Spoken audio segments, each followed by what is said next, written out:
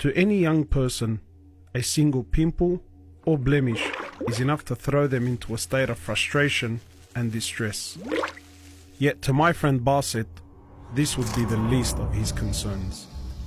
He suffers from EB, a genetic condition that causes uncontrollable outbursts of wounds and blisters across the skin.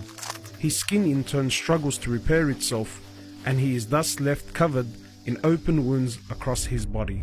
Another name for my condition is actually butterfly baby, because the wounds are everywhere and you're just wrapping the bandage and it's like a cocoon. Butterfly boy, a story of patience. What's it like living with this skin condition? It's hard because I have to I'm immobile for the most part. So my day entails me being on my bed for the most part. I can't really walk. You just look at the way people walk and run and you can't help but think, I wish I could do that. Like, how does that feel? As difficult as this was all to hear, the treatment process Basit goes through is another tribulation in and of itself. For hours on end, he sits like this, cutting, wrapping, bandaging, and applying ointment just to maintain the status of his condition. Basit, do you do this every day? Every day. If I don't do it every day, it passes and oozes and smells and stuff, so I've got to do it every day. On a bath day, it takes 6 hours. On a normal everyday thing, it takes like 4 hours. I couldn't fathom the magnitude of what he goes through every single day. I couldn't imagine what it was like to be locked in a room for up to 7 hours on end, crouched over in painstaking treatment. It kind of reminded me of the story of Ayub, the great prophet of Allah, who was also afflicted with an agonizing skin condition that left him bedridden and outcasted from society.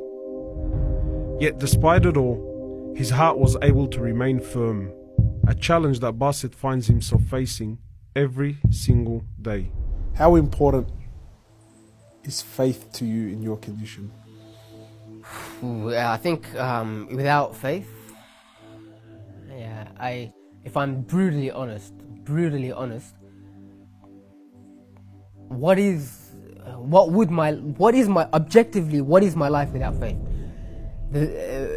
I would have considered suicide a long time ago, because I don't know. For me personally, I'm speaking to myself. It's just all of going through all of this pain, the day by day, going through these hours of just hardship and pain and suffering, and seeing others like suffer because of you as well, to a certain extent. And what's the point?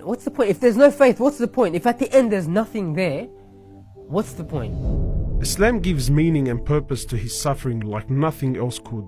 It was simple: stay patient today and attain Allah's pleasure tomorrow. When I hear about the mercy of Allah subhanahu wa ta'ala, when I hear about His promise, the thought of being able to be with Him, persevering and struggling to be with Him, like faith, it's something that's so easy for me to reconcile with as well. It's like, this is not our utopia.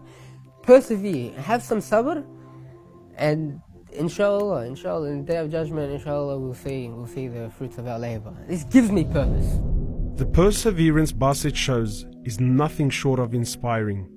He understands that life is a test, and he's in a race to stay steadfast until the very end. 2 years ago, Basit's older brother Milad preceded him in this race and sadly passed away. Like Basit, Milad also suffered from EB, but in his case, it was much worse. And how was that like to lose your brother? It's really hard in that sense when you lose a part of you. Not having him around, that support, I learned so much from him. I think a lot of my ability to tolerate and my strength comes from seeing him being so much worse than I am. When I would think of how much he would suffer and struggle, and like, it's just, Allah subhanahu wa ta'ala chose both of us. He just picked us out from all of the creation, just picked us out and just giving us bonus points. In the day of judgment, inshallah, for him especially, imagine the rank that he would be with his patience as well that I witnessed.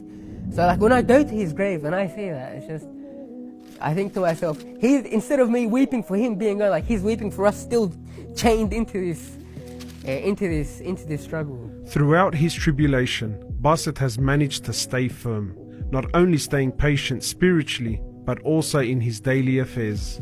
He has graduated from university, made many friends, and even performed Umrah with myself a couple of years ago. But behind his story of resilience, there is also one other secret that keeps him going forward. Religion has been the bedrock of my life, but my parents are the other factor. Like, Alxamdulilah for them. That's all I can say. Alxamdulilah for my parents, because they made it so I don't have to worry at all. When I have these problems and stuff like that, I can only think about these problems. In my mind, like, I don't even have to think about them. They never complain. It's so normal. They make it so normal. That normalcy is something that I'm so grateful for them. If you could give them one thing, what would it be? I pray for my parents. I pray for my parents all the time. Like, Firdaus al-A'la, if they could get Firdaus, if they could go to Jannah, more than anything, for me, for them to reunite in Jannah, more than anything, like, for us to reunite in Jannah. Because for me, deep down, I feel like this is a test, and I can feel that this is a test. And I thank Allah subhanahu wa ta'ala for making me feel that it's a test. The real life, when I will actually wake up with my family, inshallah, is in the next life. Can't forget that. I can't forget that.